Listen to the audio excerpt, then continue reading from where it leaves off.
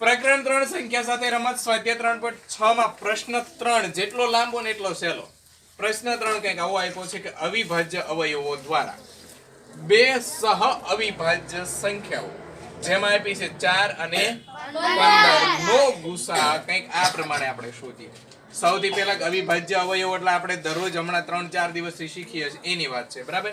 અવિભાજ્ય એટલે કે જેના ભાગાકાર ફરી વખત થાય નહીં. જેમ કે તમને નિસરણી કંઈક આવી મળે તો આનો 7 નો ભાગ નો પડે અને 11 નો ભાગ ના પડે, આને કહેવાય અવિભાજ્ય સંખ્યા, બરાબર. જે અવયવોમાં આપણને અવિભાજ્ય સંખ્યાઓ મળે છે એ અવિભાજ્ય અવયવો છે એવું કહેવાય. હવે અહીંયા કીધું કે બે સહ અવિભાજ્ય સંખ્યા. અવિભાજ્ય તો ખરી પણ કેવી, તો કે સહ અવિભાજ્ય એટલે કે એ બંને સંખ્યાનો જ્યારે તમે ગુસા અથવા સામાન્ય અવયવ લેશો તો એ સામાન્ય અવયવ એક જ મળે ને એને સહ અવિભાજ્ય સંખ્યા કહેવાય. આપણે સહ અવિભાજ્ય સંખ્યાની વ્યાખ્યા શીખ્યા હતા કે જે સંખ્યાના સામાન્ય અવયવ તરીકે કેટલા મળે, એક મળે એવી સંખ્યા એટલે કઈ સંખ્યા, સહ અવિભાજ્ય સંખ્યા. અને એ કેટલી હોય તો કે બે સંખ્યા એવી હોય કે જે સહ અવિભાજ્ય સંખ્યાઓ હોય. જેમાં આપણને ઉદાહરણમાં આપી છે બે સંખ્યા 4 અને 15.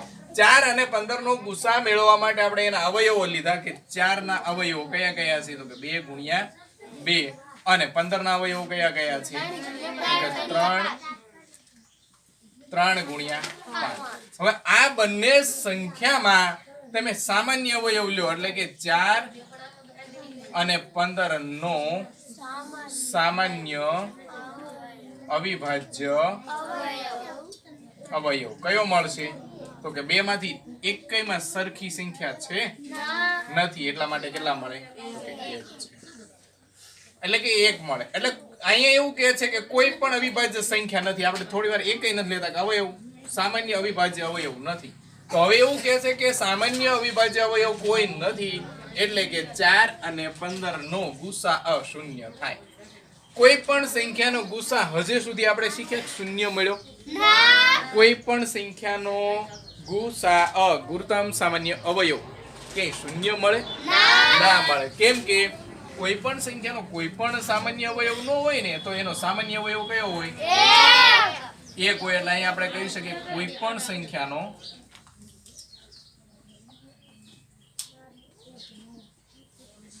સામાન્ય અવિભાજ્ય અવયવ શૂન્ય ન હોય. કારણ કે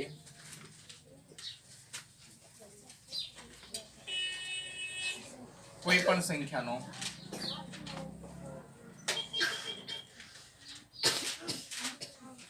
સામાન્ય અવયવ એક હોય છે, શૂન્ય હોતો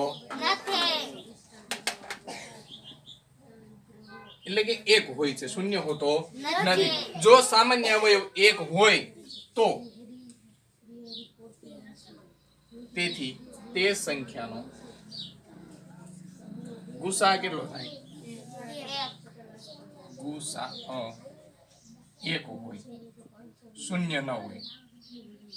હોય કોઈ દિવસ શૂન્ય? જેમ કે 4 બરાબર 2 ગુણ્યા 2 અને 15 બરાબર 3 ગુણ્યા 5. 4 અને 15 નો સામાન્ય અવયવ કયો, અવિભાજ્ય અવયવ 1 છે. તેથી 4 અને 15 નો ગુસા કેટલો મળે, 1 છે. એટલે કે ક્યારેય શૂન્ય શક્ય નથી. શું આવે, 1 આવે. શૂન્ય કોઈ દિવસ આવે નહીં. એટલે આપણો જવાબ છે કે હા કોઈ દિવસ શૂન્ય હોતો નથી. એટલે જો નથી એટલે કે નથી તો કયો હોય તો કે 1 હોય. ગમે ત્યારે કોઈ પણ સંખ્યાનો સામાન્ય અવયવ કોઈ પણ ન હોય એટલે 1 હોય. અને સામાન્ય અવયવના આધારે આપણે ગુસા લઈ શકીએ. જો સામાન્ય અવયવ વધારે મળે તો એ સંખ્યાનો ગુણાકાર કરવાનો થાય. જો સામાન્ય અવયવ કોઈ પણ ન મળે તો એ સામાન્ય અવયવ 1 થાય, એટલા માટે એનો ગુસા કેટલો થાય? 1. એટલે આપણો સાચો ગુસા કેટલો થશે? તો કે 1 થશે. સમજાય છે? આવડશે?